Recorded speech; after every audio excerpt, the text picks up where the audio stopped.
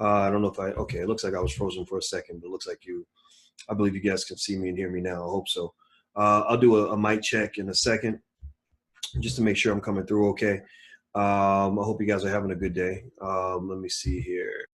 Do me a favor, if you're on Facebook, let me know if you're able to hear me all right, if you can see me okay and all that good stuff. I'm gonna set up a couple little buttons here as we get started. Um, Let me see. So the last couple of days have been kind of interesting. I'm not, blind. I've seen, some of the chaos that happened, as of last night.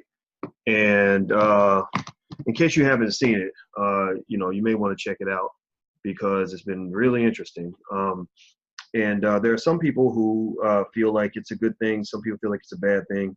I'm not a person that feels like all of what has been going on is a good thing.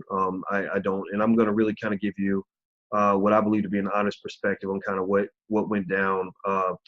And let's just talk about the elephant in the middle of the room. We're talking mostly about a lot of stuff with Tariq Nasheed.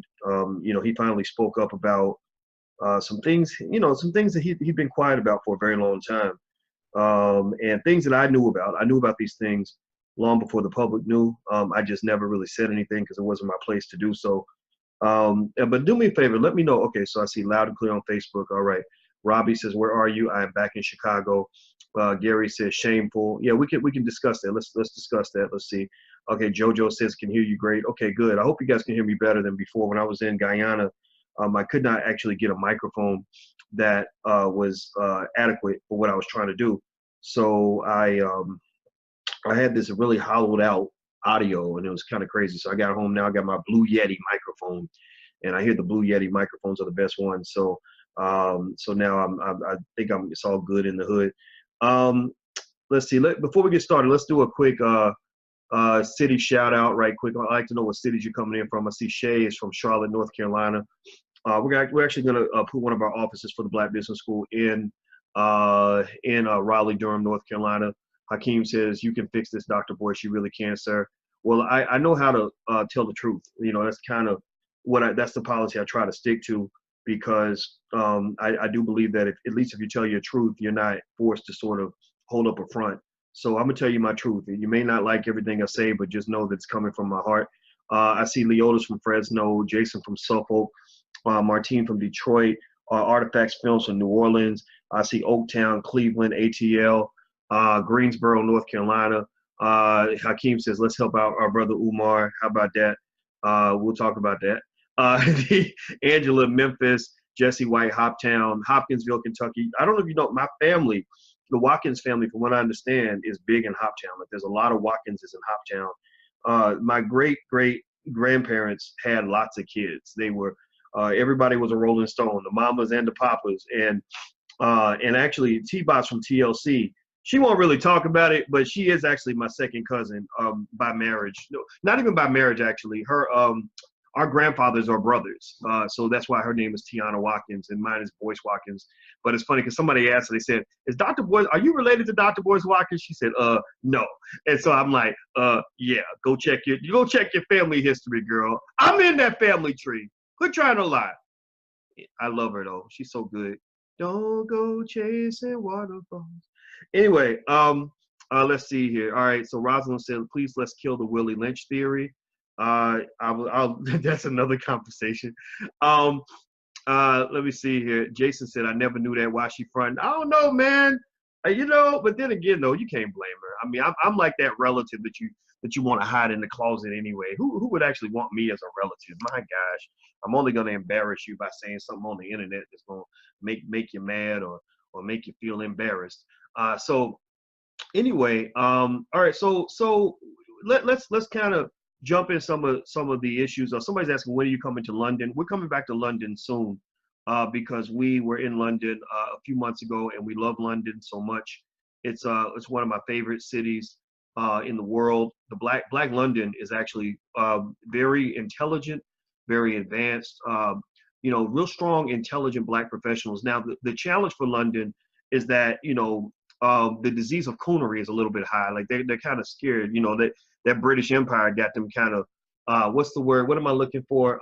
That British Empire kind of has them a little assimilated, a little timid, things like that. So it's kind of hard to really wake them up.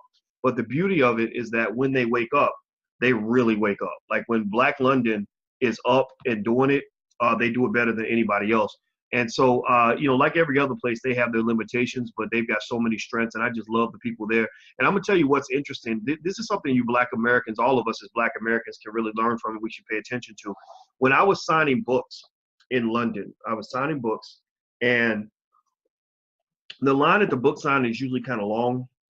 And it's so long, like you get done, your fingers are like hurting. And it takes a lot of emotional energy to do a book signing because every person you meet is excited to see you and you want to be excited with them. So I have to literally push myself. It's like giving myself drugs or something. Like I have to literally push myself each time to make sure I can match their excitement level because, I'm really honored and flattered that they came out, so anyway, so I was just like each person shaking their hand. Hey, how are you? Nice to meet you. And I was really, really thrilled. I'm always, shocked and so humbled, when people come all that way, when somebody, people be like, oh, I flew from Australia to be here. It tells me that there are people that are really looking for something. And I think that's good. You should all be looking for something. Everybody should be, we should all be looking for something all the time because there's always another level inside of you. There's always a beast inside of you, a good beast that can take you to the next level. You just have to do what you got to do to pull that beast out of you.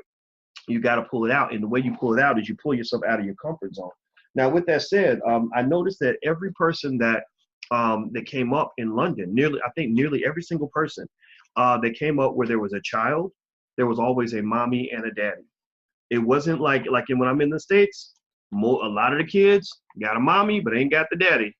And I'm not saying that this says anything bad about anybody one way or the other, but it does say that there's a difference in terms of the family dynamic. There's a difference in terms of how people perceive relationships. I had a really good conversation. Of course, with everything kind of going on, I had a really good conversation this morning with Jay Morrison. I hope he doesn't mind me mentioning that we talked. It was private. I respect that privacy. But when we talk, I love Jay. I just think Jay is super sharp. Jay is super balanced. He's very what's the word I'm looking for? He's very strategic in terms of how he interacts with everybody. And I respect that. And one thing that we talked about is that one thing that I told him and his new fiance, Ernestine Johnson is his fiance. She's an extraordinary spoken word artist. She performed at the All Black National Convention. Jay was on the panel. Ernestine performed and just blew it up. I mean, ultimate professional, just so amazing. And he talked about, he was talking about how much he loved this woman, and it was great, with us sitting on the phone, just talking about how much we respect the women that are in our lives. And he said, we both kind of agreed, that a lot of young women don't sort of get the preparation that they might need in order to be able to get what they want when it comes to men. It doesn't mean anybody has a right to tell a woman what she wants. I know I don't. I certainly don't. I never would try. I mean, the women, I showed y'all that picture of me when I was a baby. It was women that ran my whole life. So I never believed in the oppression of women. I never supported that. But I think that what you lose when you don't have both parents in the house is that a lot of little girls never learn how to interact with a man. They never learn how to make a man happy. They never know how to make a man want to actually be around you for more than a few weeks, more than 5 or 6 weeks. And so, and I said, it's unfortunate because as men, we get trained all the time on how to get what we want from a woman. We're trained on, from other men, from other people, like, hey, if you want to get a girl to sleep with you, you got to be nice to her and buy her some flowers. You got to make sure you listen to her. We learn these things. But I said, there's really not too many spaces where women are learning how to make a man happy. They're being told by these white feminists that making a man happy is beneath you. That why should you care about his needs? He should be worried about your needs? Well, he is worried about your needs. That's how he's trying to get you. So what are you doing to worry about his needs? You need to submit to him. He needs to submit to you. One thing I benefited from growing up with my parents was I got a chance to see a man and a woman submitting to each other every single day. I would see my mother, let my father slide when he came home grumpy or when he wasn't his best self. And sometimes he wouldn't be his best self for quite a long time. And then I saw, and then I saw, my mother, or excuse me, I saw my father submit to my mother, where we'd be sitting in the car and I'd be like, Daddy, Mama says she's going in the grocery store for 5 minutes and she's been in there for an hour and 15 minutes. And he'd be like, well, you know how your mama is, she needs to get her butter or whatever it is, right? It would just be kind of like, that's the lady of the house. You need to respect that. And I learned that. Like I learned that, in a relationship, you're not going to get your way all the time. And what I really don't like, and this is why I'm just not a big fan of white feminism. It's ironic because the woman that I date, the woman I'm in a relationship with, identifies as a black feminist, but she's really not a black feminist in the traditional sense, in that she believes in the equality of women. She's a very intelligent woman. She's a scholar. And Lord knows I ain't gonna tell her what to do. But she has major issues with white feminism. We talk all the time about the poison that these white women are putting into the minds of black people. We talk about on a regular basis how there are women, white feminists, that really believe black men are ignorant Neanderthals that need to be put to sleep. They believe that black women need to give up on us. They believe that every single thing that we do, every word that is uttered out of our mouth is chaotic garbage, is sexist, is horrible, is nasty. In fact, if you really want to see kind of an example of white feminism and blackface, see, black feminists, unfortunately, because they're confused, they're trying to find themselves, but they don't know, they don't have an ideological institutional framework in which to identify. So they grab onto white feminism because that's what they get. They go to, you go to Berkeley and a white feminist says, yes, sister girl, you're one of us. And so they're like, yeah, I'm one of you. But no, you're not. You're a white feminist in blackface. That's a very different thing. You're not really truly a black woman who's fighting for equality. You're not really a black woman that kind of represents the best traditions of Africa and the best traditions of black female strength. You represent kind of, this ongoing gender war between white men and white women. I mean, let's just be clear. Like I heard a conservative say this, and I thought it was a very profound statement. It was a white woman, actually. She said, they always talk about the war on women, the war on women, the war on women. And she said, the war on women is over and women won. She said that in America, and she's talking about white people now. She wasn't even talking about black people.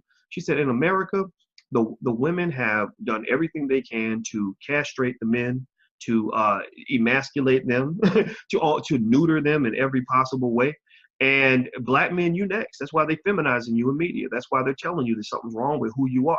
They're saying that everything's perfect about who they are, that they can be who they want to be, and that you have no right to judge that. You can't tell me who to be and what to do and about my body, blah, blah, blah. But they're taking that oppression and flipping it on you. Oh, here's what's wrong with you. You're dressing funny. You're talking funny. You whistled at a woman on the subway, which makes you damn near a sexual predator. You dated somebody in the workplace, and so that damn near makes you a rapist. How dare you accept a woman's sexual advance in the workplace? How dare you use your penis without being authorized by us? Like literally, it's like this authoritarian ideology that is just horrible. It's absolutely horrible. And here's what happens. You end up in scenarios where I think everybody gets confused. The men get confused. The men are like, well, shit, I mean, I don't want to be a sexist. I don't want to be oh my God, I told her she looked good in her dress. Does that make me a rapist? Well, it depends on if she's happy that you said it. If she liked what you said, then you gave her a compliment. If she doesn't like what you said, then you might as well be like you're like a rapist / Jeffrey Dahmer all in the same body, right? You are Harvey Weinstein at that point, right? And so it's confusing for the men. So a lot of the men just kind of say, fuck it. Like, I don't know what to do. So I'm not going to marry you because you're going to confuse me and we're going to end up divorced and unhappy. And I think it confuses the women because I think the women are taught that strength is something other than what it is. They're taught that strength means being whatever person you want to be all the time, in every situation, saying whatever's on your mind to whoever without any respect for anybody else's feelings but your own. And if they don't like it, then it means either the man is weak, he's a weak ass man, he can't handle a strong woman. No, maybe he's just a nice guy who doesn't want to be around a motherfucking asshole. Maybe he doesn't want to be around somebody who is constantly dissing him and disrespecting him and seeking to emasculate him around every turn. Maybe he's, and what ladies got to understand, this is the game I give to my daughter.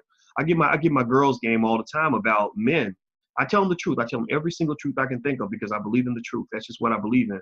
And when I'm giving my daughter's game, I tell them like straight up, like, look, you got to decide when you're dealing with your man, like, do you want to win the fight or do you want to be happy? You know, you can win every fight, you can win every single battle, but you'll lose the war because you'll be sitting there lonely, crying yourself to sleep, growing old without the family that you want, all because you took this stand on behalf of what you thought was women's rights, when the reality is that you never learned that everybody submits in a relationship. If you ever want to be happy, you must submit. You must submit to at least the relationship, if not the other person. If you can't do that, then you're going to lose. You know, so anyway, that was just something that was on my mind. I think that when I think about Black unity, which is actually the topic of this conversation, I think that the unity between men and women is something that we've kind of lost. I think that you know, these little wars are kind of popping up everywhere, and I really think that there should be more spaces where women can get real, honest advice about men, not the phony shit. Like that, you get a lot of rah rah. You know, oh, it's his fault because he's weak, girl, or it's something wrong with him, girl. And it's easy to lean on that. It's a nice crutch because everybody's telling you that the Black man is utterly and irreversibly fucked up. That Black men are just this horrible, ridiculous, really destructive species, and that any relationship you've ever had that ended, it couldn't have been your fault because, by God, I mean, you had to date a Black man. Lord have mercy, it had to be his fault. It's like, no, it wasn't always his fault. Maybe you were with a really good dude and you just acted an ass, and maybe you were infected with the same selfishness that a lot of these white feminists are infected with, where they really think that everything revolves around them. If you want to see an example of white feminism and blackface, go watch that Spike Lee joint on Netflix. She's Gotta Have It. Go watch She's Gotta Have It. I love Spike Lee, but I do not like this show. I did not like it burned me up. This woman, it's basically about a woman who's got 3 boyfriends that she does not give a fuck about. She shows no respect to them. She doesn't have any sort of empathy for them. She lives in this little weird fantasy world where these 3 guys are all coming over and having sex with her every other day, and they're all madly in love with her. They're all dying to have her hand in marriage. When in reality, I just don't think that happens most of the time. I don't think that you have a woman sleeping with Bill on Monday, Fred on Tuesday, and Joe on Wednesday, and having Bill, Fred, and Joe all trying to fight each other so they can all marry her. Like, I don't see that. I think they might all show up for the sex, absolutely, but I don't know if they're all going to show up begging for her hand in marriage with her constantly pissing in their face. You know, so if you ever want to see white feminism and blackface, watch that show. She's Gotta Have It. If you have any common sense, what'll happen is you'll probably want to throw up after episode 2, because I couldn't get past the 2nd episode. And it's funny because me and my girl were talking about it, and again, you know, she's a brilliant Black female scholar and identifies as a Black feminist. But she said she would just tell me this show is problematic on so many levels, and if this is the model that young women are getting about how to engage and how to interact with men, they're not going to get what they want. You know, so anyway, I know I kind of swerved a little bit, but I think it was a good swerve because while I certainly have no problem talking about, you know, the stuff that's been going on, you know, the stuff with Tariq and Umar and everything else, I think that it's important to make sure we understand kind of what unity kind of looks like. And one of the first thing I want to say though, before I actually forget, is if you could make sure you take 1 second right now, and if you haven't subscribed or hit the follow button or hit the share button, please do that right now. Make sure you follow, subscribe, and share. Also, don't forget, if you want to join the Black Business School, you can join for free to get started at theblackbusinessschool.com. That's theblackbusinessschool.com. And the reason you want to join now for sure is because we got a new adjunct guest faculty member that's going to come in. Tariq Nasheed is actually scheduled to come in January 1st at 9 p.m. for the first of many guest lectures he's going to do, where he's going to do Q&As. And they're not going to be Q&As about what happened with Umar and who said what and all that. That's for social media. That's for like fun. That's like just people talking. What I want Tariq to come in on and do is I needed Tariq to come in and school our students on how he independently, as an independent Black man, became what I believe to be the #1 independent Black filmmaker in the country, probably in the world. You know, we've got other Black filmmakers out here that are doing the damn thing, you know, the F. Gary Grays and stuff like that, and I think that's wonderful. But remember, most of these people are employees. Most of these people are being bankrolled by white society. Tariq Nasheed is one of the few guys that bankrolls himself. You know, he's built a business. He's making millions of dollars with this. He's employing Black people, and he has a blueprint. You know, and the blueprint is basically something that is what you focus on when you let go of the bullshit. So make no mistake about it. You know, I think it's fun to sit back and have a conversation about whatever. Like talk about, I mean, you know, like people, for some reason people act like the Umar and Tariq stuff is something I'm supposed to like never talk about. Like, oh no, let's not talk about that. Let's avoid that. Why? Why? First of all, everything is a teachable moment. I'm a teacher. I love to look at stuff and go, you can learn from that. At the same time, it's there. It's not going to go away. We need to work through this as a community. We need to kind of come up with our own sort of way to see it. And what I encourage you to do is kind of think about it in as open-minded of a framework as possible, and also try to let go of some of the emotional reactionary stuff, right? What the challenge with Black people, the reason that we get our asses kicked by white supremacy on a regular basis is because we are like so emotional. We are so like, Lord have mercy, oh Jesus, no, and we start worshiping people and bowing and everything else and trying to we either love you no matter what you do, or we want to kill you. You know, it's like there's no in between. Sometimes you just observe. Sometimes you observe, absorb, soak up game, try to understand it, try to figure it out. And another reason why I think it was important to kind of talk about this is because I got a nice couple of notes from the students. Shout out to the students at Cal State Long Beach. They ran an event.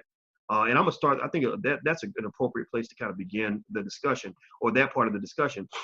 These students at Cal State Long Beach. Let me tell you about these students. These are some badass Black kids. They actually put on a conference, and I can't remember the name of the conference right now. It escapes me. But basically, it is focused and centered on sort of highlighting Black unity and Black strength throughout the world, kind of in a way that is a little bit different from everywhere else. Like most universities kind of have this weird kind of Blackness they subscribe to. It's like Blackness that's sanctioned by white people, you know, like they'll bring in a Black person off CNN, or a Black person who is like a Black feminist, or they'll bring in like, you know, the Black LGBT superstar for the year that white people have propped up, you know, or whatever for Black Lives Matter. Like they'll get it in that clique, but they don't go to the core and the root of strong independent Blackness. Like these kids brought in Farrakhan last year. Like that's real shit. Like most universities, most Black students can't even get permission from Massa to even say Farrakhan's name on campus, let alone bring him in. Like they brought him in. I said, they brought in Farrakhan? What? Good for them. Good for them. And I'm gonna tell you, and they had, and I'm gonna tell you, it was a big deal. A lot of the whites didn't like it. A lot of the institutional powers to be didn't like it. The LGBT community didn't like it. Even though if you listen to Minister Farrakhan, one thing you cannot deny is that man is about as gracious and as smooth and as diplomatic in his words as anybody can be.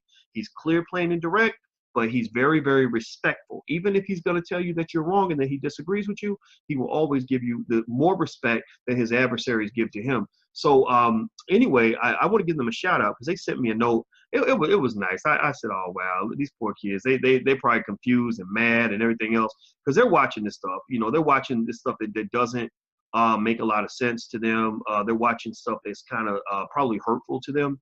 And I don't blame you. And I'm going to try to put it into context to kind of just sort of give you a take on it to consider. I'm not telling you what to think. I want you to have your own opinion. That's the number one thing. I'm not going to tell you what to think. I just want to make sure you think. Just make sure you think. See, because a lot of times we have group think, we have mob think, mob mentality, like, oh, ride or die to the end, and I'm just going to believe this no matter what, because sure Joe Blow told me that. And that's a good way to be a sucker. That's a good way to get pimped. That's a good way to end up in the gutter. That's a good way to be to have your head chopped off and thrown off a cliff. You know, seriously, like when you behave like a sheep, you get what sheep get. Sheep get slaughtered. So ultimately, what I'm encouraging you to do is to think like leaders. I am not your leader. Maybe perhaps if you would like for me to be your teacher, I'd be happy to do that. I'm 46. I know a couple of things. I have a lot of education. But at the end of the day, you should not sort of pre-commit to what anybody says, even me. You know, you should think it through and say, okay, that makes sense to me. I'm going to roll with that. So let me see. So here's what they wrote. They wrote, please forward this to Dr. Boyce Watt, because they sent this to my manager. They said, the Black Student Union of Cal State University Long Beach is very serious about this public show of disagreement ending now. They're demanding that it ends, right? Committed Black students did not sacrifice and struggle to bring all three of these prominent men and leaders to our conference in November for this to be the outcome. This is ridiculous. Reflect Black consciousness. I'll tell you what, I love what they did because I thought it was great. It was ambitious of them to do that. very responsible. It's a reminder that, you know, when older people get older, new leaders are going to step in. I love what I saw with those young people.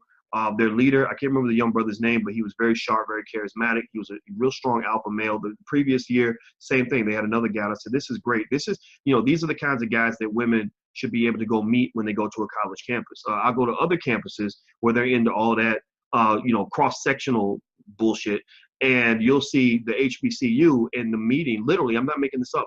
A lot of these schools, I'll meet with the, pay attention. I said the HBCU. I meant to say the BSU, Black Student Union.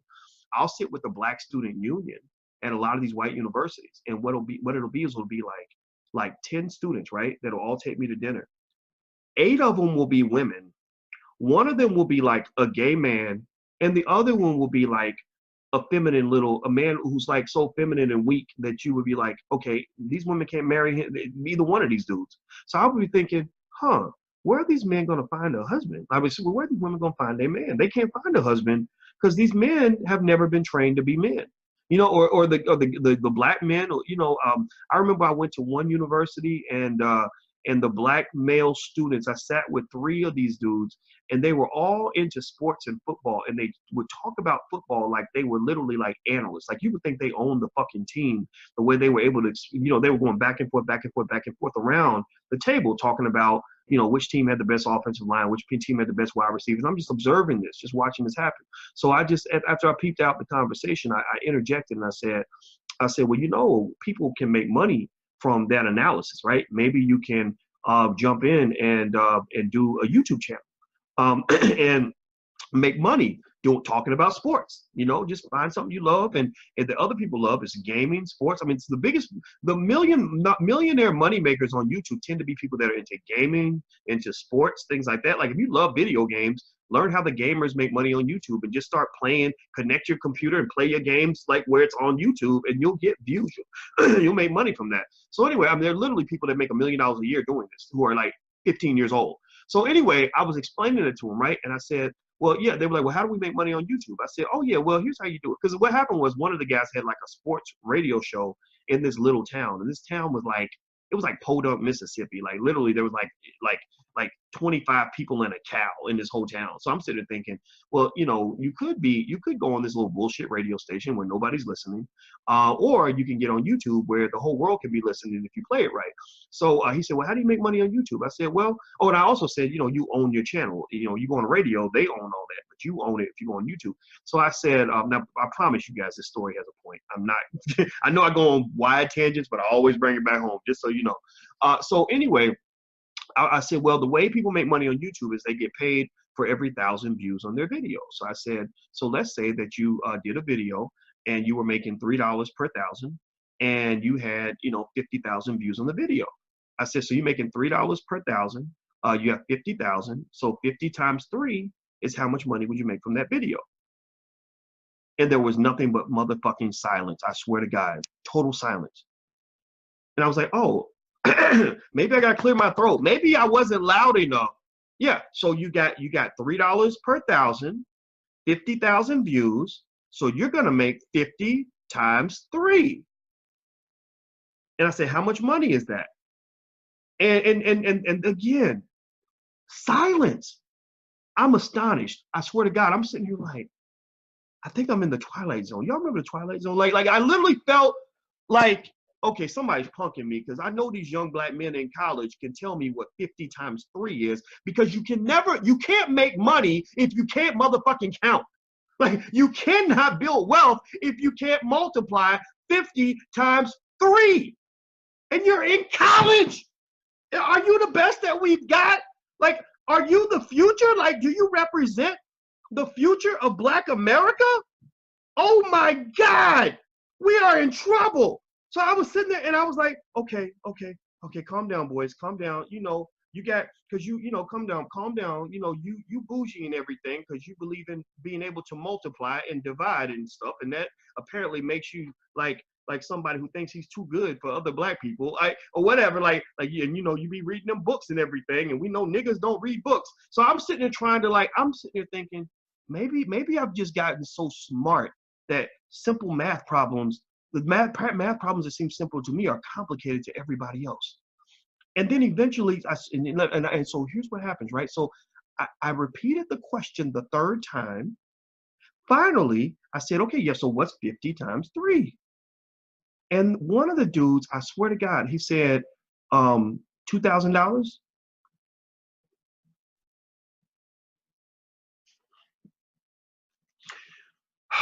I wanted to find like a bridge and just go jump right then. I was like, maybe I can go in the kitchen and cut my own throat. I just need to die right now because my feelings are really hurt about what just happened. So I didn't say nothing. I didn't want to make the brothers feel bad. I was just sitting there thinking, what have y'all been learning at this school? Y'all been sitting in college for 3 years. One was a sophomore, one was a junior, one was a senior, but all of them should have known what 50 times 3 was before they actually arrived on campus. Every single human being on this planet has 24 hours in a day.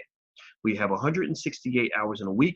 We have 8,760 hours in a year. All of us. Rich people don't get more time than poor people do. We all have 8,760 hours available to us in a year. So the question becomes, given that you're 20 years old and you've had 8,760 hours in a year, and you can tell me every single detail, even stuff I don't even want to know about the offensive line of the Dallas Cowboys, the defensive line of the Detroit Lions, the completion percentage of the quarterback for the San Francisco 49ers, and you don't even own the motherfucking team. Why can't you tell me what 50 times 3 is when it comes time for you as a black man to start a business which is going to be essential for your survival in a racist society that wants to kill you? Am I the crazy one here? Like, is there something wrong with me? And here's the thing. So after we left, there was a sister that was there, very smart young black woman. And it just, what I'm talking about. Just one of those stereotypical situations where the brothers are like on some other shit and the sisters are like on point. Just on point. Very sharp black woman, 19 years old. Felt like I was talking to a 30-year-old. She told me exactly what she wanted her career to be and all this other stuff. And I asked her, when I was going to the plane, I said, did you overhear that conversation where I was asking what 50 times 3 was? And she said, yeah. And I said, what was going through your mind? She said, well, I wanted to answer, but I knew it wasn't my place to answer, so I didn't say anything. And I just think that, we got to kind of ask ourselves, like, what's really going on? We got to really be honest with ourselves and kind of say, number one, you're not winning with when white people are educating your children. That's what you're getting. And remember, these are not just babies who are going to school. These are the future leaders of your community. These are the people that are going to be raising your kids in the next generation. These are the defenders of your community. That's your last line of defense. These are supposed to be the conquerors. These are the ones that are supposed to compete with the Steve Jobses and the Bill Gateses and the Mark Zuckerbergs and the Donald Trumps and these are the men and the women that are supposed to actually take the lead. How are you gonna take the lead when you can't tell me what 50 times 3 is and you're 20 years old, man? What have you been doing with your time? You have 8,760 hours in a year. You clearly have spent none of that time learning math. It doesn't take that long to learn math. I'm gonna tell you, seriously, when I was in college, I wanted to get a PhD in finance. And to get a PhD in finance, you had to be able to do doctoral level mathematics. I did not know this. Nobody told me because I didn't have anybody in my family that had ever done this before. So I got into this program and got my ass kicked mathematically. I couldn't do the math. I mean, there's nothing like, sitting next to a math PhD student in a class that was called real analysis, which is hard. They might as well have called it hard as fuck because this shit was like upper level theoretical mathematical I mean, literally, it was such a hard class that literally they would be like, what is 1 + 1? And you would be like, it's 2. And they would be like, well, prove it. And I'd be like, well, because 1 + 1 is 2. And they'd be like, no, but you need to write a mathematical proof, which is 2 or 3 paragraphs long to prove that if I add 1 to 1, it's going to give me 2. Like you would be amazed at, you talk about something that leads to like soul searching where you're like, I thought I knew what 1 + 1 was, but damn, like literally, like they literally start from the foundation of mathematics, and it's the crazy. Like another funny question they might ask you is, if you have a number and I add another number, what's that new number? And you would say, well, it's the old number plus 1. If I have 30 and I add 1, I got 31. If I have 31 plus 1, it'll be 32. And they might be like, well, when does that end? Like, is there a ceiling? Like, is there a point where you can add a number to another one to another number and you can't go any higher? And I'd be like, no, because numbers are infinite. And they would be like, well, prove it. I'd be like, what do you mean prove it? Like everybody knows, like give me any number, you add one, it's gonna be a little higher. They're like, no, no, no, no, no. You have to be able to write a mathematical proof starting from the very foundations of the creation of all the mathematics and prove that if I keep going out to as far down as numbers will go, that if I add another one to it, it's going to give me another one that is truly infinite. Like stuff like that, stuff that you're like, I don't know how to do this. So I had to learn math really, really fast to get in my PhD program. So I remember I had to get through calculus 1, 2, 3, 4 and linear algebra and I think it was differential equations was Calc 4. I had to get through all of that, and I had like a year. And this is like 4 years worth of math, or 2 years, 2.5 years, whatever. So I literally had to I took calculus 2 before I took calculus 1. I had to teach trigonometry, even though I'd never taken trigonometry or geometry, which was the scariest thing in the world. And I had to gobble up all this math. And do you know how long it took me? Studying 6 hours a day, 7 days a week, including Christmas. Within 1 year, I knew enough mathematics to compete with people in my PhD program. Why? Well, because I decided that's what I wanted to do. I realized, like, okay, I have a goal. I want to get a PhD, because at that time I didn't know anything about entrepreneurship. All the stuff I teach you guys or talk to you guys about, I didn't know any of that. And I was like, I want to make some money. Finance professors make money. I got to figure this out. So I literally learned all that math in a year, right? Because that was important to me. Now, if it was important for me to learn the how to analyze the offensive line of the Dallas Cowboys, even though Jerry Jones ain't never wrote me a motherfucking check, like, then yeah, I would have been I would have spent the whole year studying football, and I would have been an expert on the Dallas Cowboys offensive line, and I'd just be a broke ass expert sitting in my mama's basement watching Cowboys games on Sundays, because I never actually put energy into anything that benefits me and my family. I'm only putting energy into things that are going to benefit Jerry Jones's family. So what I'm saying to the black men in here is, the first thing you got to understand is that you need to understand that ain't nobody's shit more important than your shit. You need to figure out what your shit is going to be and how your shit benefits the people that are going to depend on you. Man, you are a leader of that family. If you can't go out here and find a way to make a way, then your family is pretty much done. When I was a little boy, my daddy didn't do the entrepreneurship thing. I'm talking about my daddy, the man that raised me, not the sperm donor. The sperm donor, he was a young guy. He didn't, I guess, whatever. I don't really even care, honestly. I don't even know the man well enough to even dislike him. But my daddy that raised me, we had so many situations where that man could have been justified to give up and walk out that door. He could have been like, man, it's hard, ain't no jobs. I would have stayed and took care of my family, but it's hard as a black man to do that. So I had to leave, and now she's at home on welfare by herself, but she's gonna be all right. She'll figure it out, and I'll send some child support. Like he could have done that. And the thing is that these white liberals would tell you that that's okay. They don't want the man in the house. They don't like the black man. They think the black man is a Neanderthal. And believe me, my daddy was a little bit of a Neanderthal. My daddy was old school, for real. Like in a lot of ways, he's killed people in Vietnam, and as a police officer, he has said things that would be probably defined as sexist. I got my ass whooped a few times when I was young, so they probably would have been locked up. If they'd done that now, both of my parents would have got locked up for child abuse. A lot of y'all, I don't know, raise your hand if you got parents that today, if they were raising a child now the way they raised a child in the 70s or the 80s, they would be locked up for child abuse. So yeah, my parents would have been locked up for child abuse. And the white liberals are the ones who push all of that bullshit. And they're the ones who say, well, no, if you spank the child, you're traumatizing him, and it's irreversible trauma. And so you shouldn't do that. You should just give the child a hug and ask him if he wants a cookie. He wants to feel better. We need peaceful parenting here. That's how you raise a child. And that's why your damn fucking little kids are getting hooked on opium and going through the grocery store, throwing cereal boxes everywhere, cussing out their mama in front of everybody, because you don't know how to raise a child. I don't believe that anybody knows how to raise a black baby better than a black mother. Now, it does not mean that every mother's perfect. It does not mean that our parenting tactics are pristine, but it does mean that if you ask me as a kid, okay, your daddy has been really hard on you certain times. I mean, my daddy, he did, in terms of punishment, he was a tough disciplinarian. There was times where I think he probably would have done it differently if he could do it over again. And my mother made some mistakes too, and they both confessed that to me, but they paid our bills. They fed me every day.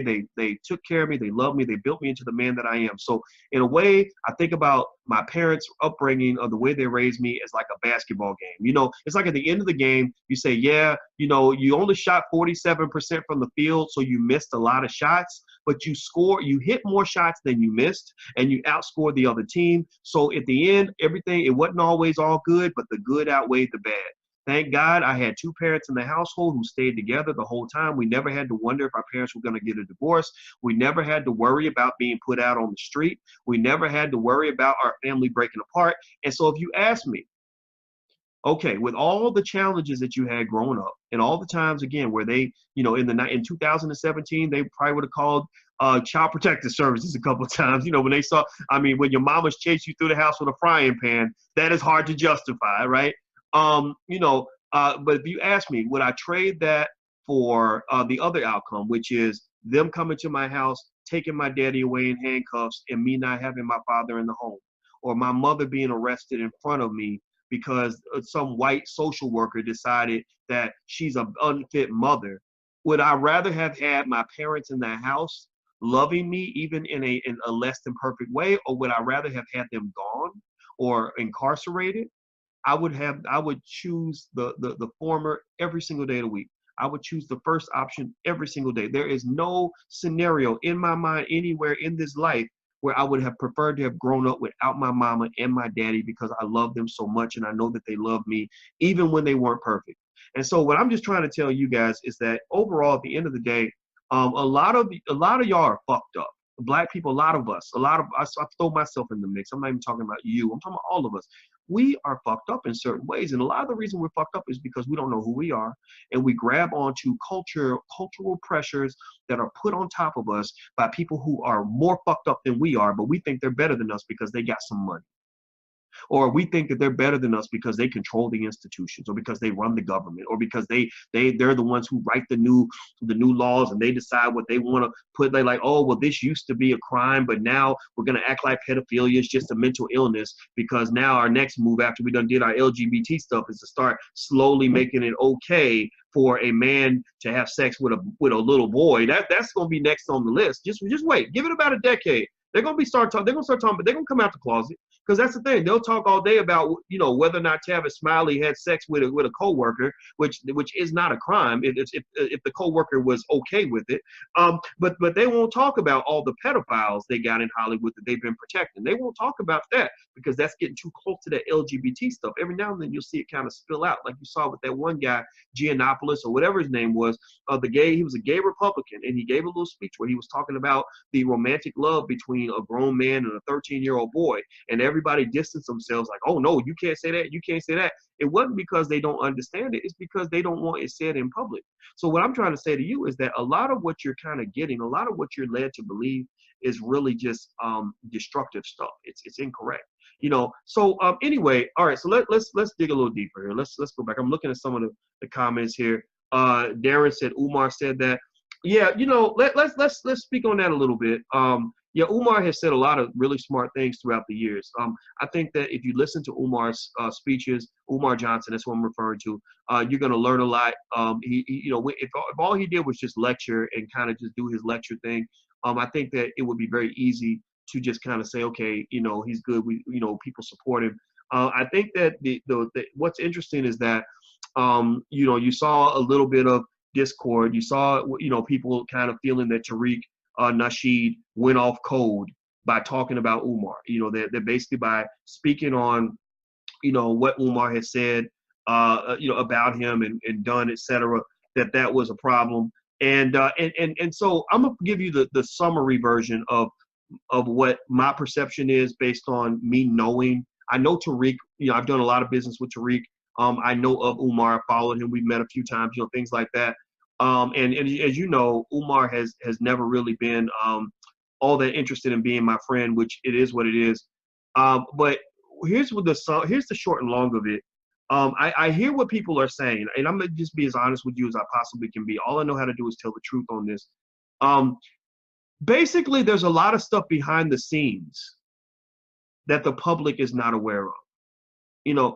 If you haven't been able to closely follow everything for years, and you don't know the parties involved as well as all surrounding parties over a long period of time, you don't really kind of know exactly how it got to that point. It's almost like if you show up at a playground and you see your child, punch another child in the face, and you want to just say, well, I told you that hitting is bad. You don't know what's really going on. It could be a situation where that person has been fucking with your child for a year, and your child has held their tongue, your child has held back the fist, they have tried to tell the teacher, they have gone to you, or whatever, and you didn't listen. And so the child just lost it. The child just kind of like, and I know that I used to be that. Like, when I was a kid, I would be quiet and kind of cool. And my brother's like this too. I think it's because we got the same DNA. We would sit there and we were the good kids. We didn't get in no trouble, whatever. My brother especially, and we would just sit there and chill and chill and chill. But then you push the wrong button one too many times, all hell breaks loose. You get helter skelter on your ass, and somebody might die that day because all the rage that's been being held in is finally released. My brother did that when he was a kid. He had a little friend, little hood ass kid down the street. A little kid that you kind of look at and you kind of know, unfortunately, like one day he'll probably go to prison because he's not getting any help or any guidance from his family. This kid was in that category. And so anyway, the kid would come over. He was kind of a bully. He would kind of push my brother around and kind of be disrespectful. And my brother kind of put up with it. And I was just kind of like, don't let him do that to you, because my brother was little. I couldn't really jump into any of that. And then one day he just pushed him around too much. And my brother whooped that ass. I mean, whooped his ass. And I didn't say nothing. I just pulled him back, made sure they was both okay. But I felt like it was kind of a what's the word? A coming of age, like a necessity for manhood. Because I'll tell you what, after he fucked that kid up, that little boy didn't mess with him no more. And so really, in a way, if you really want my honest to God assessment on kind of like what happened with Tariq and Umar, let me just say this, when it comes to Tariq, and I'm not even vouching for when I vouch for somebody in a particular instance, I'm not vouching for as if I co-sign every single thing they've ever done and anywhere. So if you have issues with anybody, including myself, based on something that you saw a year ago or whatever, that's cool. That's on you. I'm talking about this particular scenario. My interpretation is that Tariq Nasheed has been the most disciplined person I have ever seen when it came to not speaking publicly about Umar Johnson's bullshit. The most disciplined person ever. Tariq not only wouldn't talk about it publicly, he wouldn't even talk about it privately. Like, I would just hit Tariq up. I remember when I met Tariq for the first time, it was right before he did Hidden Colors 4.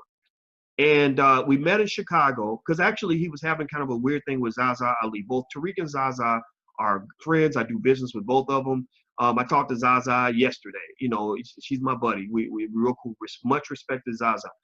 And I saw what was going on with him and Zaza, and I kind of just texted him. I said, come on, man. Like, I didn't even know him. But I knew he knew of me, and I just said, let me just do my part to kind of just encourage him to find a way to work through this, because I just kind of feel like Zaza's a good person. I don't think she means ill, and I don't think Tariq does either. But it was what it was. I don't even, when I talk to both of them, it's like, I don't even want to. I don't know what to. I think y'all both are smart, and that's all I'm gonna say.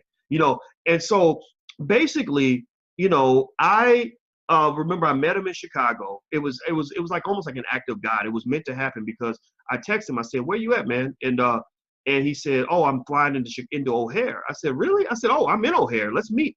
So he flew into O'Hare. I said, "What gate you at?" And he told me what gate. I went and met him at his gate, and we walked to the baggage claim together. And that was literally our first face-to-face conversation. Then we met a couple more times, at events, and Dame Dash, when him and Dame Dash kind of hung out in LA for a little bit. And so walking to the gate, that was when we kind of got a chance to really talk. And that was when he asked me to be in Hidden Colors 4. And I said, "Oh, I'd be honored. I mean, I love your movies. I think they're great. I'd be very happy to do it." I didn't think anything about money. It's like, oh, no, this is a great project, by a great filmmaker. And I'm honored to be a part of this. So I remember I texted him and I said, "Is Umar going to be in Hidden Colors 4? And all he said was, "Umar Johnson will not be in Hidden Colors 4. Like, it was almost like an official corporate statement. Like, it wasn't like, "Yeah, man, let me call you, tell you, man, what's been going on. Let me tell you what this guy's been." It wasn't none of that. It was like, like literally, it was like, like, King Flex Entertainment released a statement stating that Umar Johnson will not be appearing in this film, and we wish him well. Like, it was very formal, like sticking to code. And literally, Tariq did that for 2 years. I wished in my mind, I was like, I wish people could kind of get a glimpse into his mind so that they can see all the crazy things that Umar has been doing to try to poke at him for all this time. I was like, wow, I have a lot of respect for his discipline, because I don't know if I have that much discipline. You keep messing with me like that, eventually I'm going to just, again, the truth. I'll start telling the truth. Like, no, like, stop it, man. Like, what are you doing? Like, this isn't making any sense. And here's the other thing that was going. So basically what you saw with that video, and you should watch it. It's kind of, I mean, it was a video. Let me just screen share so you can kind of watch like some of it, a little bit of it, to kind of get the gist of it. The rest you can watch on your own. You could tell he was angry. You could tell that he was just kind of exasperated. He was just kind of like, I'm just done. I'm tired of trying to be polite. I'm tired of trying to protect. And here's the thing. And this is my thing for the young people. Like, I know with the young people, I believe their heart's in the right place. But the thing about it is that Black unity can't mean that you accept any sort of poison that comes into the community. Sometimes you got to deal with situations or people that are really disruptive. And here's the thing. The common denominator, this is for people who have logic. I want you to logically think about this. When somebody is beefing with every single person, the common denominator is you. If you're fighting with everybody, you're the common denominator. And so the thing is that while I knew that Tariq had his issues with Umar, and even back then when he issued that official sounding statement, I remember I said to one of my friends, or my manager at the time, I said, yeah, I think something's up with him and Umar. Because why would you not put Umar in your movie? Umar's great, on screen. He's been in Raheem Shabaz's movies, done a great job. And I've been, the Elementary Genocide series that Raheem Shabazz did, very good series. Everybody should check it out.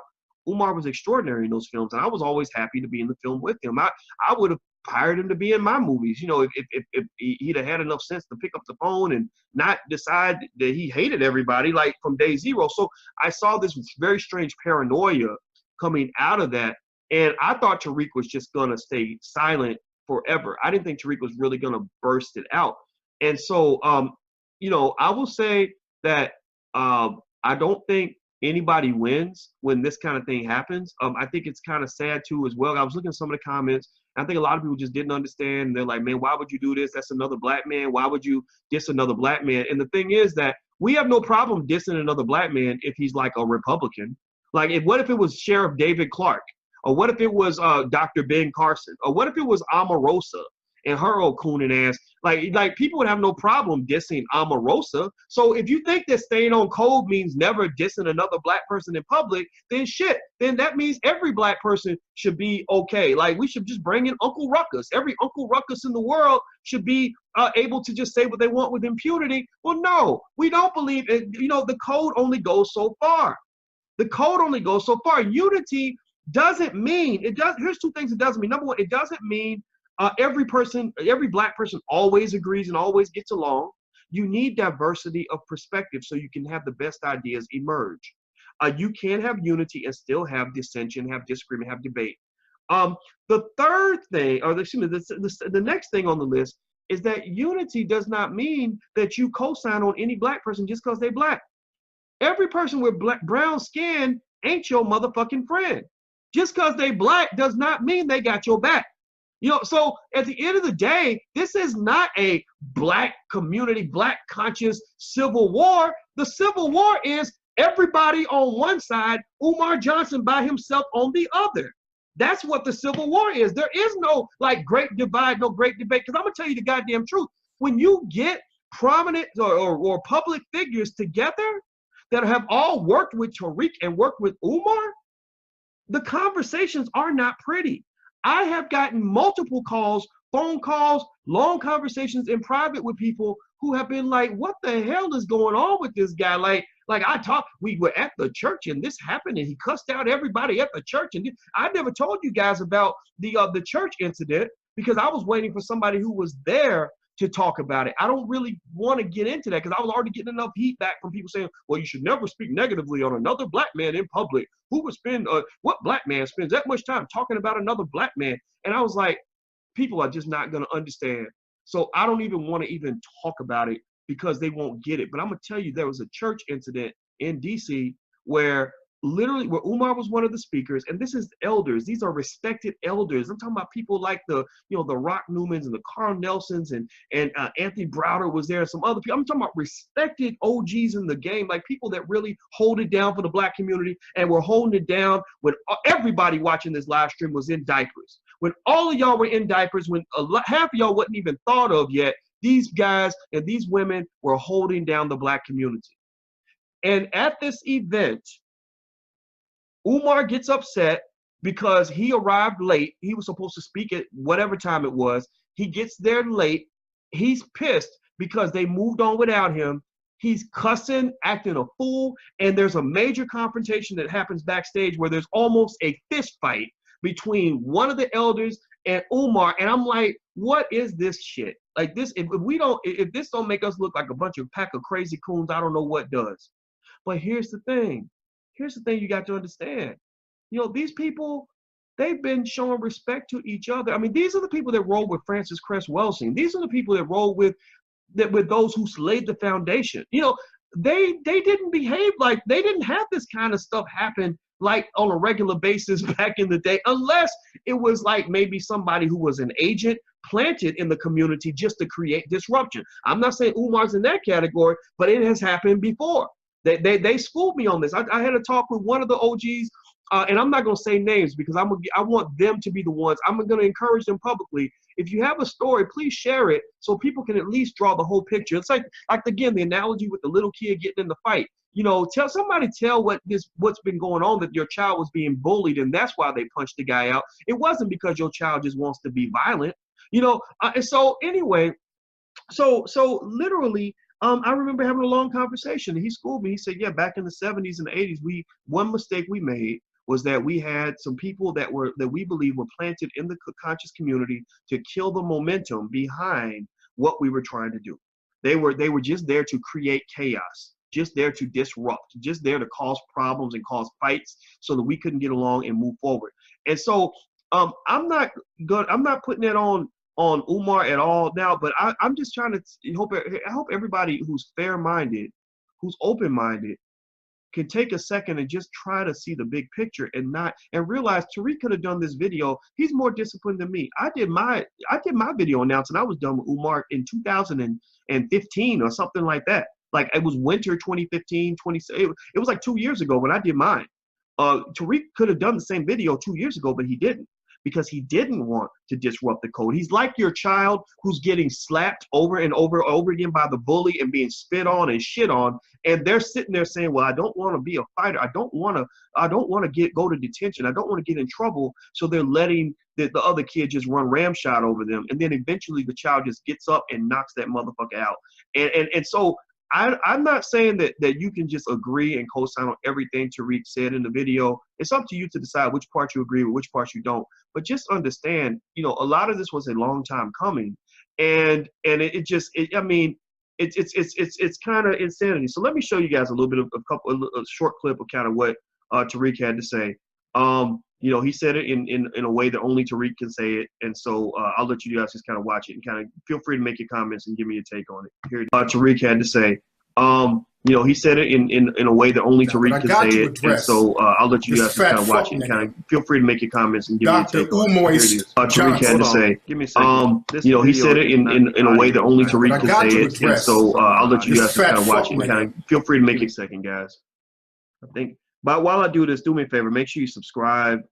Hit the follow button and the share button and all that stuff, so that other people can know about the podcast, Intellectual Chocolate. If you want to subscribe or if you want to be a guest, go to intellectualchocolate.com. That's intellectualchocolate.com. So let me try so that other people can know about the podcast, Intellectual Chocolate. If you want to subscribe or if you want to be a guest, go to intellectualchocolate.com. That's intellectualchocolate.com. So let me try so that other people can know about the podcast. I'm just going to let it go because apparently I am messing up So let me see here. Let me try this button here. See what happens here. Oh my goodness. You know what? I cannot make this audio work. So I'm sorry, guys. I thought I could play it for you so you can hear some of it. If you want to go and take a look at the video, just go to YouTube. I don't know why this audio ain't working. I'm not gonna sit here and make you guys watch me play with this audio button. So anyway, you know, that's kind of what it was, you know, in terms of Tariq, you know, making the video. I just wanted to tell you that, you know, long story short, I don't think it was Tariq's doing. I think Tariq did everything he could to kind of avoid this. He's not a believer in any of this. If you're on Instagram, it's going to go out in a second. I'm going to bring you guys right back. So just stay on the line. I'll bring you right back. I don't think that Tariq was looking for trouble. I think that Tariq showed a lot more discipline than most of us could have shown. You know, it makes me think about my friend who was being, you know, molested by her uncle. And for the longest time, she had relatives who said, you know, family sticks together. Families, you know, families don't, you know, they don't send each other to the police. They don't snitch on each other. They don't hurt each other. And so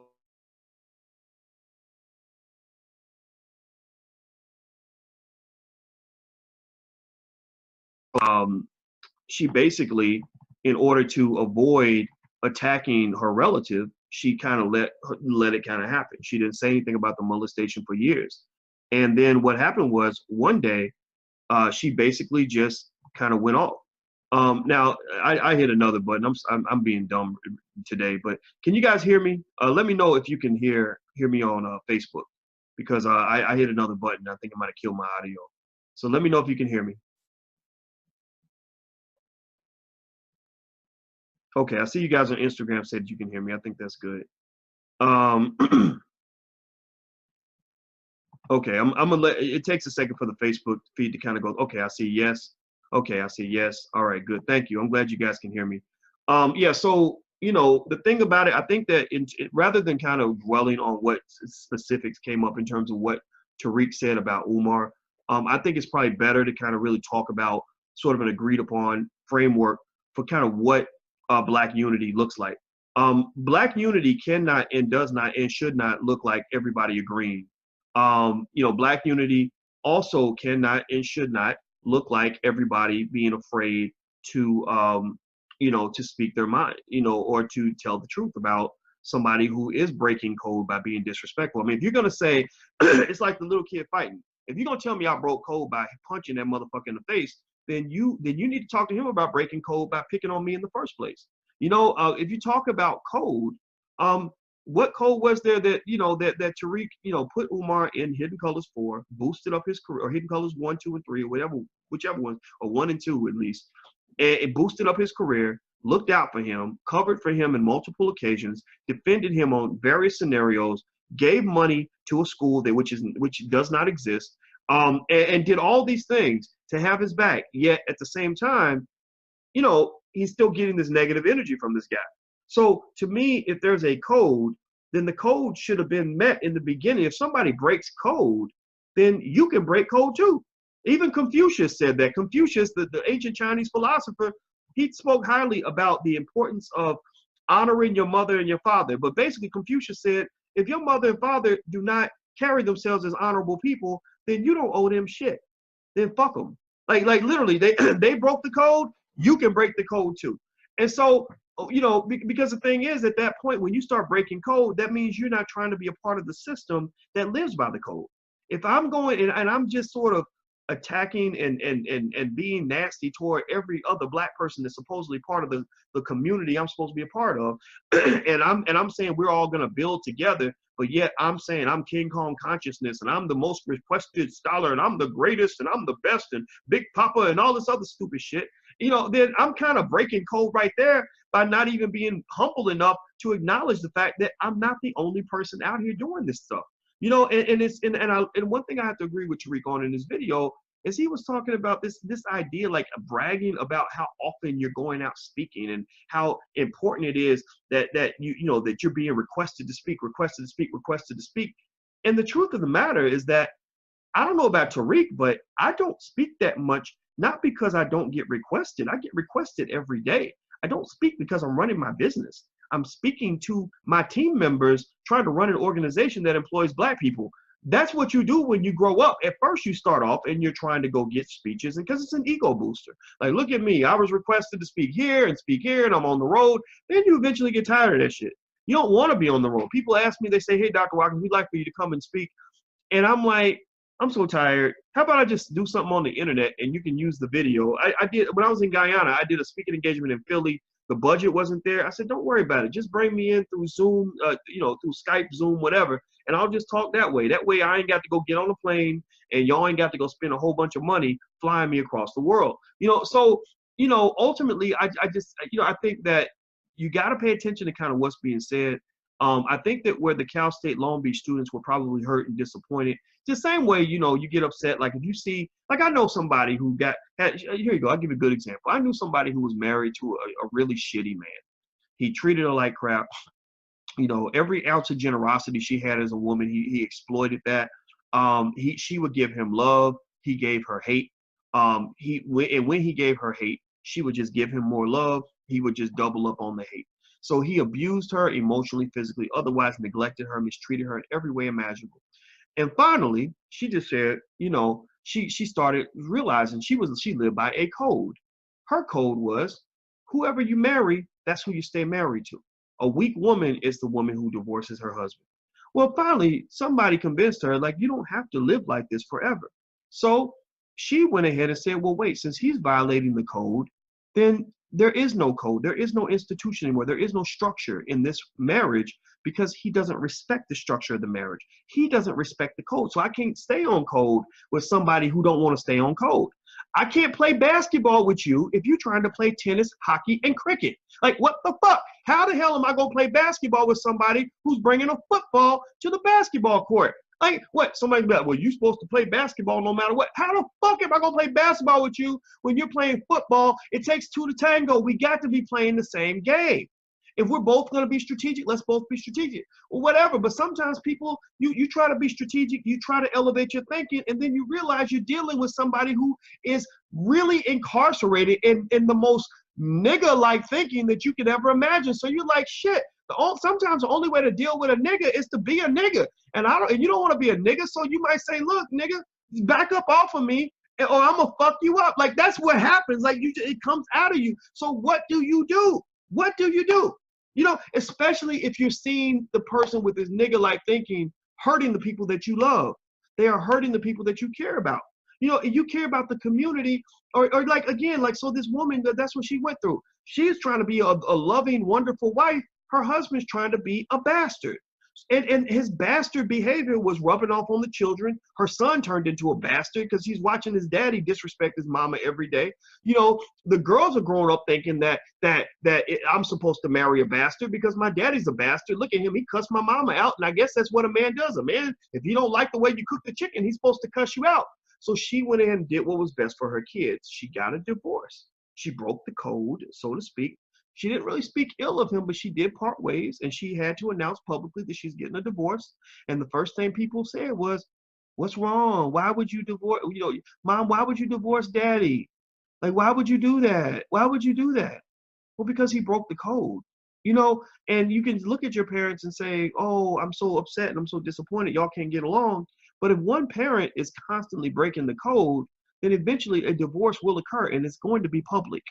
So ultimately, I can tell you that bromance, if you want to call it that friendship that Tariq and Umar had, my impression was that it was really, really, really, really strong. Very strong. Tariq is a person who believes in codes. He's a person that lives by rules and principles and stuff like that. Whether you're talking about, the old days, those codes, y'all know what I'm talking about. I'm not gonna go into that. Or you're talking about now. When I do business with Tariq, Tariq does business as a man. If Tariq says he's going to do something, he follows through. If it's time to have a business meeting, he talks business. Tariq, and Umar were all invited to speak at Cal State Long Beach. And we all got there, and those students, I love those wonderful students.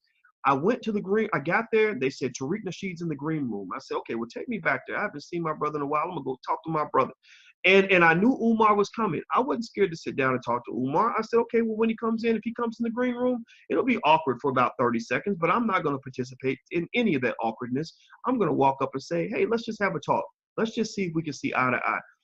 Here's what happened. So I go and I talk to Tariq. Me and Tariq chop it up, shake hands.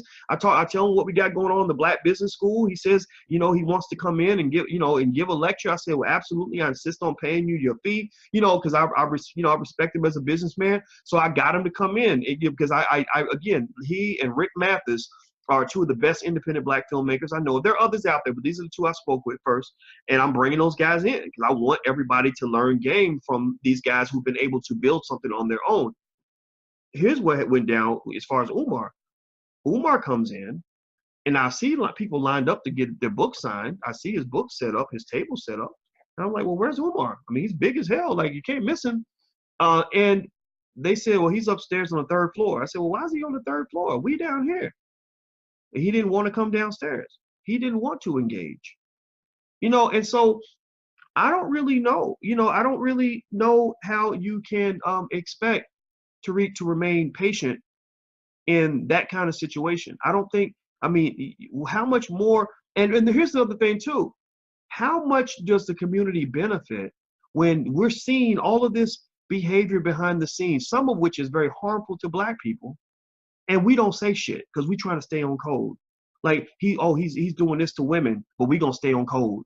Oh, he did this. He took the people's money, and he gonna keep on taking it. Oh, but we gonna stay on code. We gonna endorse this school that ain't never gonna happen because we gonna stay on code. Do you know why cops can murder Black men and not even get indicted? Do you understand why cops never go to prison for shooting Black men, even if it's in broad daylight on video? Because all the officers agree. We gonna stay on code. We don't want to get off code. We get off code, then it's gonna bring down the blue wall. That's what they call the blue wall. That's why they operate like a fucking street gang, because they all trying to stay on code. There ain't nothing worse in the world than to be seen as a cop who was a snitch. That can not only lead to you being ostracized by the other cops to where you can't even go to work every day, but it's gonna lead to you getting fired or getting killed. So that's what you're expecting cops to violate their code, to violate the blue wall where they risk being hated by their best friends, being made fun of, being fired, and maybe even shot on duty. You're expecting them to risk all of that, but you mad because Tariq Nasheed, after 2 years of staying on code, finally let Umar Johnson know how he really feels. Finally let people know what the hell's been going on. Don't expect him to stay on the code that you can't, don't expect him to stay on the code that you expect officers to violate. If he's expected to never violate this code, then why would you get angry when an officer refuses to violate their code? At the end of the day, you must understand that codes ain't always beneficial. Sometimes codes hide the truth. Sometimes codes, the Catholic Church got away with molesting thousands of children because everybody was staying on the fucking code. Y'all need to let go of that shit. The only code that the Black community needs to think about is the code that says that the Black community must come first. That's the only code that matters. The code is bigger than oh, we must all protect Boyce Watkins no matter what. No, that ain't the code. The code must be like, no Black leaders can ever speak negatively on another so-called Black leader. No, that's not the code either. The code is not, oh, well, I'm never going to speak ill on another Black man. No. Some motherfuckers are stupid and they need to get spoke about. They need to get dealt with. I'm not talking about Umar right now. I'm just saying to you in general, you can't, codes are what hide corruption. Codes are what lead to crime and molestation and all kinds of victimization that you'll never know anything about because everybody trying to stay on code. I knew a little boy who got molested by his uncle, and he told his mother and his grandmother smacked him and said, "You a motherfucking liar." A 9-year-old, how the hell you gonna accuse a 9-year-old boy of lying when he graphically explained how your son just fucked him in the ass? Well, because she's staying on code and she don't want her son to go to prison. Man, fuck a code sometimes. Don't get me wrong. Not every code is bad. Some codes are good. Codes are only as good as the individuals who are involved in the system that is designed to acknowledge that code. When you put a poisonous entity inside the code, inside the system, then that makes the code more destructive than it is constructive. That's why the European Union broke apart, because Greece was part of the European Union. They were all trying to stay on economic code. They had, pretty much seamless borders and easy trade, and they shared a similar currency, but Greece wasn't staying on code. Greece had a really fucked up economy, and Greece refused to show any sort of fiscal discipline. So eventually the British people were like, man, why are we trying to stay on code when this motherfucker over here is exploiting the community? They're ruining everything that we're trying to build. It's like you get together, it's like having your family get together and y'all create a family fund where y'all like, let's save up, let's all build businesses, let's do something great together. And you got one cousin who's coming in, taking the money and going to buy crack with it. He's breaking the code. So you can't just sort of say, well, I'm going to stay on code and keep putting money in and giving him money so he can go spend money on crack. No, you get together as a family and you extract that son of a bitch. You say, if you can't respect the code, if you can't respect what we're trying to do, then you don't need to be here. Go find another community to violate and to exploit. You can't do that here. And if you don't think that Umar has been exploiting people with that whole thing with the school, and then turn around and blaming black people because they're questioning his license, blaming black people because they shut down his accounts, blaming black people because he's got all these other problems, then if you can't see where that's an issue and where that is an extreme amount of exploitation and really just kind of dastardly, sick, undisciplined, irresponsible behavior, then I don't know what to say to you. I don't know what to say. I'll keep going deeper. When I think about the calls I've gotten over Umar over the years, the calls consisted of prominent, respected people that you guys know about. I can say their names and you know exactly who I was talking about, who called and said, I don't understand what's going on. I tried my best to be nice to that guy and he hung up on me. Or I wanted to have a 20-minute conversation with him, and he told me he wasn't even going to talk to me unless I paid him some money. Or I'm not, or this guy, so it's come from so-called prominent leaders, if you want to call them that. Also, community activists. I'm talking about people that rode with him hard. I'm talking about people who run communities in the RGB space, RBG space, that literally, where they literally have hundreds of thousands of people at their back, like people that have been ride or die in that space, who are as conscious as you can get, who literally have said, yeah, man, I used to really ride with that dude, but I don't know what's going on with him. He was on the radio saying he ain't gonna do no more of these cheap speaking engagements, and that people are taking advantage of him, and that he's not gonna let them get him for so much money. They need to pay up because he's the most respected, blah, blah, blah, blah, blah. And I'm talking about people that were really hardcore supporters, like people that paid him when nobody knew who he was. That's the funny thing. When you have people that hooked you up and took care of you when nobody knew who you were, and then you become somebody and you act like those people don't exist. Look at some of his own daddy. His own daddy is like making videos saying, son, his daddy's like, son, his daddy's not even being mean. His daddy's not, Tariq, Tariq's not your daddy, right? So Tariq is going to just let you have it. But his daddy's like, son, I'm concerned about you. I just want everybody to know, I don't hate my son. I just am concerned about what's going on. I'm not his enemy, blah, blah, blah. So at the end of the day, what you're hearing consistently is people repeatedly saying, look, I'm not your enemy. Look, I'm not your enemy. Like, why are you talking? I'm not your enemy. When you keep hearing that, what you're really seeing is the effects of a person that suffers from an extreme amount of paranoia, who has decided that the whole world is his enemy. And if you don't believe me, go look at his social media pages. Go look at his Facebook page. Go look at his Instagram. And you're going to see nothing but reflections of paranoia, as well as a lack of accountability. Like, I am going through this because the coons in the black community did this to me. Or I'm going through this because you trifling black people did that to me. It started, remember when I think he raised $200,000 or $300,000, and he literally did a speech and said, I'm grateful for the money, but it's not enough. And then he said, trifling ass black people. Like basically said black people were trifling because they just gave him $200,000 or $300,000. And so I just kind of think I felt like it was important to kind of just again give the truth.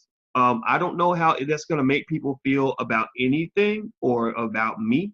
I just want people to also know black unity is alive and well. Literally, people are quite unified in the fact that they all think that something ain't right on the Umar Johnson side of town. Everybody I talk to, and I talk to a lot of people, and because I build with a lot of people, the unity is there. The unity is we don't need this shit. The unity is we need to do better. The unity is why is he doing this? Like what is going on? Like that's where your unity, that's your black unity. You have black unity in a major way. You just don't have unity that includes that one particular person who has decided somehow that he's better than everybody else. That's what you don't have. But unity is alive. It is well. Tariq is building King Flex Entertainment. He's putting out these blockbuster movies. Millions of people are supporting these movies all around the globe. Our organization, Voice Watkins Enterprises, is growing by leaps and bounds. We're taking the lead on everything from financial education to all kinds of other stuff that I won't even go into because there's so much stuff kind of going on. You got people like you got the Cynthia G's doing her thing, Zaza Ali. I talk to Zaza and Cynthia on a regular basis because I think that we need to make sure that black women are included in all of the relevant conversations that involve the community. We should be ashamed as men that everything revolves around the men. The ladies have something to say too, and I really encourage Zaza to use her beautiful articulate voice to speak on this in her own way. But I think it's unfortunate because what happens is when women speak, the men come in and they're much, much harsher on the women than we are on the men. And I think men, real men out here, need to stand up for that. If you see a man going in on a woman in a way that's not fair, don't be no bitch. Don't be like those little bitchy ass men sitting there holding the cell phone camera while a woman's getting her ass beat. No, you put the camera down and you say, hey, brother, no, you're not going to do that on my watch. You don't do that. You can be upset with this woman if you want to. You can disagree with this woman if you want to. But if you hit this woman again, if you attack her again, I'm going to take matters into my own hands. And the same thing is true when it comes to digital bullying. A lot of women get digitally bullied. That's why a lot of them, I think, are uncomfortable speaking publicly. But I would just like to see more people speak publicly. Like, so when people get on the phone with me and they will go on for a while. I mean, I had a couple of calls even in Guyana from people, respected people who have big platforms, and they talk for a very long time. And I was like, well, okay, well, say something. Get out there and say something so that people don't get a misinterpretation and think that it's just Tariq versus Umar or Tariq or Boyce versus versus Umar or whatever. No, it ain't like that. It's kind of different from what you might think. And that's all I just want to say. I felt compelled to say this because I know Tariq is going to get heat for doing that video. I think that it was the right thing to do. Now, Tariq has his own style. He does things in his own way. Would I have said everything the exact same way? Probably not, because he's him, I'm me, we're different. But at the same time, when I saw that, I just said, black men got to stick together. That's your black unity. I said, I'm going to just stick, support him just by telling the truth. Not even, and the thing is, it wasn't like I had to be biased in favor of Tariq. I don't even know. I mean, I didn't really know a lot about either one of these dudes when I first met both of them. I just know that one guy was professional and gracious. The other guy came off like a dick, and so it's like the same thing. I met Jay Morrison, professional and gracious, a lot of David Banner, professional and gracious. Like, it's like, that's the theme. Rock Newman, professional and gracious. You go down the list and it's like, you get to this one space and you get this whole different energy and you're like, what is happening here? Like, is this cool? Like, is this what black people are into now? Am I out of style? Like, are we into like the arrogant fuckboy shit now? Like, is that kind of what people like? Like, what's going on? I mean, I don't understand. It was, again, like when the little boys didn't know 50 times 3, the story I told you guys in the beginning. Like, I felt like, again, I was in the Twilight Zone because I was like, I don't understand this. And then think about this. I mean, when you consider the fact that when you go to Philly, I mean, if a city is your city, you should be getting mad, insane love in that city. Tariq made a good point. I didn't get the impression that Umar gets a lot of love in Philadelphia. I don't see that. I'll be there and I'll be like, oh yeah, but this is Umar said, this is your guy, right? And they'll be like, oh no, that ain't our guy. No. And I'm gonna tell you, like, I'm not even really from Chicago, but I get love in Chicago. I love Chicago. I rep it. We're gonna have an office here. Like, I respect the people here. I do everything I can to be supportive, and I get a lot of love in Chicago because that's your city. You're supposed to get love in your home city. Tariq gets love in LA because that's where he lives. When people where you live don't love you, then again, that's another telltale sign that something ain't quite balanced. Something ain't quite right in Bethlehem. Just all right. Okay, so I'm gonna quit talking. Now, I just want you guys to know this. For those of you who are probably still confused by this, some of y'all don't even know what was going on. Y'all probably just like, why is Boyce ranting about this? He's supposed to talk about Bitcoin or something. I'm gonna say that now the bitchy petty part of that discussion is over. I'm kind of done talking about it. I felt my spirit told me I had to speak on it because it matters to a lot of people that I care about. And I kind of feel that the truth sets you free. I feel that the truth is a natural disinfectant for the fungus of corruption, right? The truth shines light. It's like a mushroom is a fungus. If you keep it in a dark, wet space, then it's going to flourish. But if you shine the light on that mushroom or on that fungus, the fungus will die. Funguses don't last, don't exist in the sunlight. So my goal was to just say to people publicly, like, there's a lot of stuff happening behind the scenes that I've seen that most people don't get to hear. That it says to me that it's not quite what people make it out to be. Now, with that said, one thing I want to do to try to help repair some of this and to make it a little more digestible for those who are listening is, and I want you guys to pay attention. Please share this with other people. I want to get to the core of the problem. Like, I want to help solve a problem so that we can at least make sure that in the middle of all this, whatever this is, that we can be constructive in terms of moving forward. So, one of the things I told you guys, I'd already sort of brought Tariq into the Black Business School to kind of do Q&As with our students on how to build a film empire. So everybody's invited. If you want to go join the Black Business School, you can go sign up for free right now. I'm gonna make it open to anybody who's part of the school, even if you're not even in a paid program. If you're in there as a free student, you'll be invited to the first couple of Q&As.